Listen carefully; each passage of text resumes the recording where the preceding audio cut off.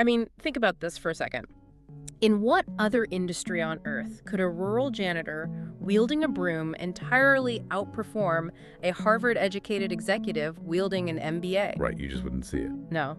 If a guy who pumped gas for a living suddenly walked into an operating room and performed a better open-heart surgery than a chief medical officer, it would be the biggest news story of the century. You would be, yeah. But in the world of personal finance, this kind of amateur dominance isn't science fiction. It actually happens. Exactly. So, welcome to the Deep Dive. Today we are exploring notes and excerpts from Morgan Housel's brilliant book, The Psychology of Money. And our mission for this deep dive is to prove to you that doing well with your finances has, well, very little to do with raw intelligence or complex math. Right, and absolutely everything to do with your psychology and your behavior. Which, that premise sounds a bit radical until you look at the real-world evidence. Specifically, the contrasting lives of two very real men, Ronald Read and Richard Fiscone. Yeah, so Ronald Read was a rural janitor and gas station attendant in Vermont. He was actually the first person in his entire family to even graduate high school. Wow, really? Yeah, and he lived in this remarkably modest house, and his main hobby was just chopping his own firewood. But when he died in 2014 at the age of 92, it made international headlines. Because of what he left behind. Right. This humble janitor left behind an estate worth over $8 million. That is just wild. It is. He left $2 million to his stepkids and $6 million to his local hospital and library. And there was no secret lottery win, no hidden inheritance. He just saved what little he could from his hourly wages. Exactly. He invested in blue chip stocks, which are those massive, famously stable companies that pay out regular dividends, and he just waited for decades. Well, and then you have Richard Fiscone, who is basically the mirror opposite. I mean, He was everything society tells us a financial success story should be. Harvard educated, armed with a prestigious MBA, and a massively successful executive at Merrill Lynch. He was so successful that he actually retired in his 40s. Must be nice. Right. But to celebrate, he borrowed heavily to expand an 18,000 square foot mansion in Connecticut. Which is just massive. We're talking 11 bathrooms, 2 pools, 2 elevators. The property costs $90,000 a month just to maintain.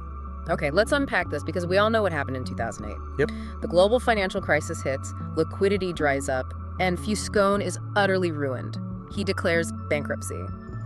That mega mansion was sold in a foreclosure auction for pennies on the dollar. And that was just months before Ronald Read passed away. Exactly, just months before the janitor leaves his quiet millions to charity.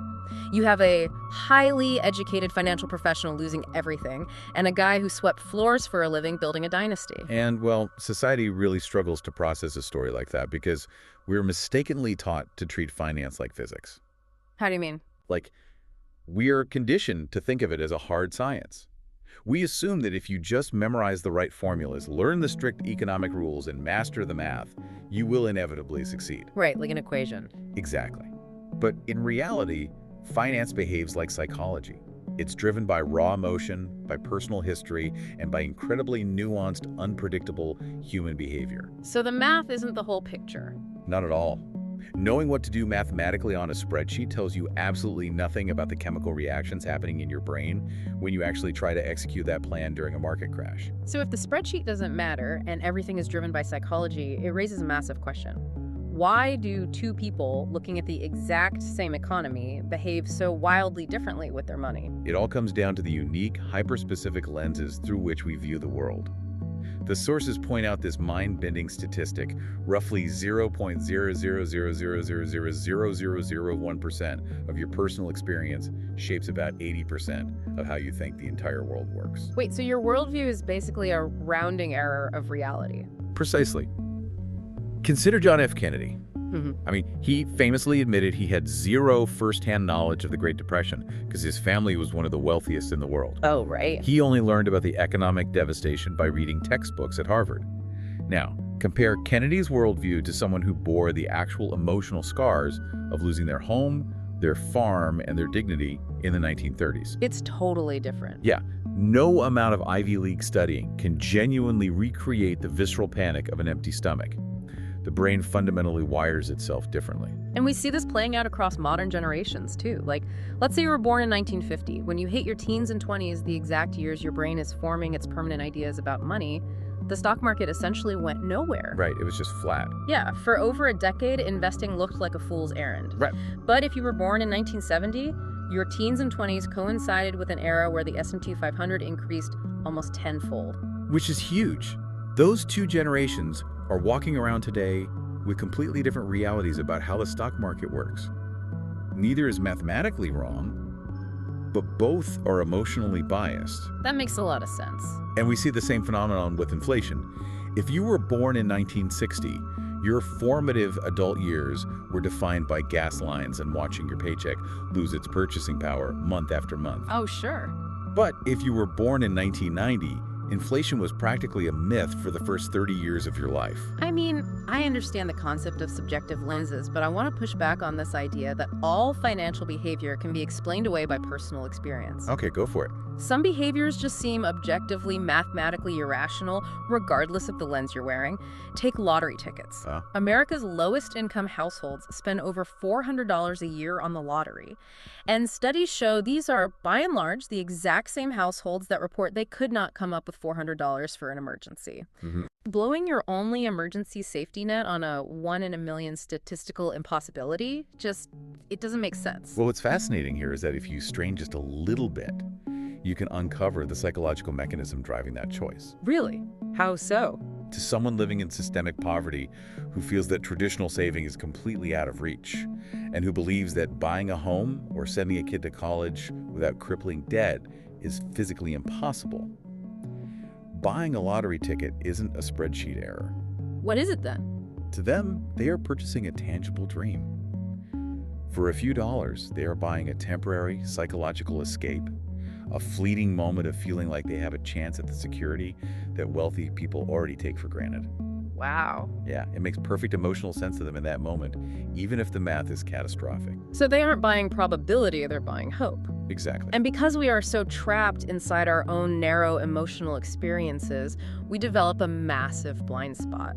We tend to attribute all of our financial success entirely to our own brilliant skill. We completely ignore the two invisible, uncontrollable forces that actually govern the universe, luck and risk. Those two forces dictate outcomes far more than any individual action. Look at the origin story of Bill Gates. Okay. I mean, he's an undeniable genius with an unmatched work ethic. But he also experienced a literal 1 in a million stroke of luck. In 1968, he happened to attend Lakeside School in Seattle. And that was special because of the computer, right? Right. This was one of the only high schools in the entire world that took the proceeds from a rummage sale to lease a teletype computer hooked up to a mainframe. It's crazy timing. Yeah. Out of roughly 303 million high school-age kids in the world at that time, maybe 300 had access to real-time computer programming. Wow. Gates got to log thousands of hours of coding practice before most colleges even had a computer science department. So it's a perfect example of positive variance. Yes, but the narrative is incomplete unless we examine luck's sibling, which is risk. Risk is the exact same force, identical in magnitude, just working in the opposite direction. Which brings us to the tragic story of Kent Evans. Right. Kent was Bill Gates' best friend at Lakeside. And by Gates' own account, Kent was arguably the smartest student in the class, even sharper than Gates himself. They were basically equals. Totally. They shared the same boundless ambition, schemed about being tech CEOs together, and he possessed all the same skills. Kent Evans could easily have been a founding partner of Microsoft. But he wasn't. No, because Kent experienced a 1 in a million stroke of risk. He died in a high school mountaineering accident before graduation. Same environment, same intelligence, entirely different outcome dictated by forces totally out of their control. And we routinely misjudge historical figures because our brains prefer clean narratives over the messy reality of luck and risk. Take Cornelius Vanderbilt. Oh, the railroad tycoon. Yeah, he built his legendary railroad empire by blatantly flouting the law and ignoring regulations. History remembers him as a visionary, scrappy genius who bent the world to his will. Right, a true titan of industry. But the line between a bold visionary and a reckless failure is a millimeter thin. If the judicial risk had swung just slightly the other way and the courts had permanently shut his operations down, textbooks would remember him as a failed, corrupt criminal. So what does this all mean? If luck and risk are pulling the strings, how can you ever learn what actually works? Well, I think it means we have to rethink our approach. Right, like worshiping extreme examples like trying to reverse engineer the morning routine of a billionaire is a fool's errand, because the extreme ends of the success spectrum are heavily influenced by extreme luck. Exactly. Instead, we should be looking for broad, repeatable patterns of success that apply to the average person. And maybe more importantly, it means we have to start forgiving ourselves for our failures, recognizing that risk is simply a permanent part of the game. That realization is critical, because if you do manage to navigate the minefield of luck and risk, and you actually accumulate some wealth, a brand new psychological trap immediately opens up. Oh, there's always a trap. What is it? It's the inability to know what enough is. Making money and keeping money require entirely different cognitive frameworks. Well, that's the only way to explain why incredibly rich, intelligent people suddenly do insanely self-destructive things. Like Rajat Gupta, the former CEO of McKinsey. Right. He was worth $100 million, sat on the board of Goldman Sachs, and had unparalleled prestige. Or look at Bernie Madoff. Before his infamous Ponzi scheme, Madoff ran a highly profitable, perfectly legitimate market-making business. Yeah, that generated tens of millions of dollars a year. Right. Both of these men possessed unimaginable wealth, yet they threw it all away. They committed blatant fraud, risking everything they had and everything they actually needed just to get more money that they absolutely didn't have and didn't need. They fell victim to the moving goalpost. The psychology of social comparison is highly toxic because it is a battle that mathematically cannot be won. There's always someone richer. Always.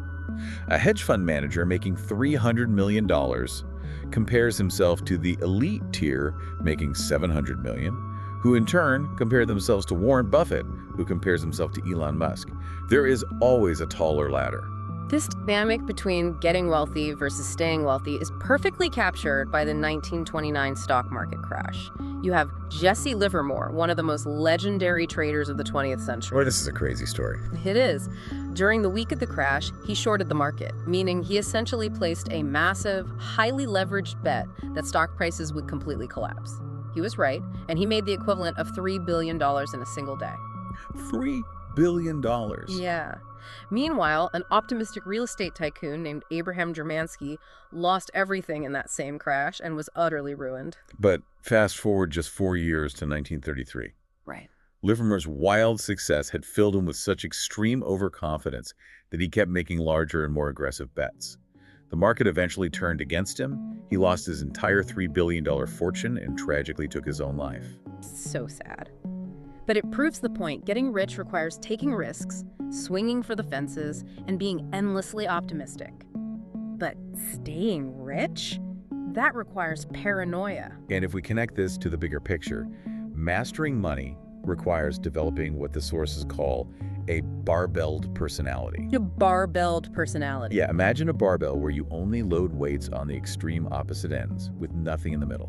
On one end, you have to be highly optimistic about the future, believing that the long-term trajectory of the economy is up. Okay, and the other end? On the other end of the barbell, you have to be intensely, almost obsessively paranoid about what might prevent you from getting to that future. You keep a massive pile of ultra-safe cash to survive emergencies, while simultaneously holding investments you won't touch for decades. So it's basically a pure survival mindset. Precisely. Look at the U.S. economy's massive growth chart over the last 170 years. The standard of living increased 20-fold. It looks like an unstoppable upward line. But to actually experience that growth, an investor had to survive 33 recessions, 9 major wars, multiple pandemics, and thousands of moments of utter panic. Survival is the ultimate financial skill. It provides the longevity required to let the real magic happen. Okay, so let's say you manage to cultivate that paranoid optimism. You survive the chaotic dips of the market, you don't blow your safety net, and you just stay in the game. What is the actual payoff for all that psychological endurance? The payoff is compounding. And the logic-defying mathematics of compounding is beautifully illustrated by the scientific discovery of ice ages. For a long time, scientists couldn't figure out how the Earth occasionally froze over. Right, they assumed it required violently, brutally cold winters to create that much ice. But the mechanism they eventually discovered was completely counterintuitive. It wasn't the freezing winters at all. It was just mildly cool summers. Really? Just the summers? Yeah. It was summers that simply weren't quite warm enough to melt the previous winter's snow. So a tiny, seemingly insignificant layer of snow survives the summer. Ah! The next year, That leftover white snow reflects just a little bit more of the sun's radiation away from the Earth, a mechanism known as the albedo effect. This makes the atmosphere slightly cooler, allowing even more snow to stick around the following summer. Wow. Over a blink of geological time, that tiny compounding advantage of leftover snow scales into continental ice sheets that are miles thick. You don't need tremendous force to create tremendous results. You just need a small advantage that persists uninterrupted. And that runaway snowball effect is the exact mathematical mechanism behind Warren Buffett's wealth. The ice age of money. Exactly. He is currently worth roughly $84.5 billion. But here's the critical data point. $81.5 billion of those dollars came after his 65th birthday. That stretches the limits of the human brain to comprehend. It really does, because our brains are wired to think linearly, not exponentially. Buffett's secret isn't merely that he's a good stock picker. It's that he has been a good stock picker consistently since he was 10 years old. He gave the snowpack 3/4 of a century to grow. Right. Contrast his trajectory with Jim Simons, the brilliant mathematician who founded the Medallion Hedge Fund. Simons compounded money at 66% annually. Which is more than 3 times Buffett's rate of return. Yeah. Yet Simons is 75% less rich than Buffett. The mechanics are simple. Simons didn't find his true investment stride until he was 50 years old. He had a hotter compounding engine, but he didn't have the runway to let the ice age take over. But to give compounding enough time to work, you have to accept something incredibly emotionally taxing. You have to accept tails. Yes. Tail events are the extreme statistical outliers that end up driving almost all of the returns in business and investing. Heinz Berggruen is a fantastic real-world example of this. He was one of the most successful art dealers of the 20th century. People marveled at his portfolio of Picassos and Matisses. What was his secret? He simply bought vast quantities of art in bulk. The reality is that 99% of what he bought ended up being essentially worthless. But the 1% that turned out to be masterpieces made him a billionaire. The tail events paid for all the duds. And we see the exact same thing in corporate history.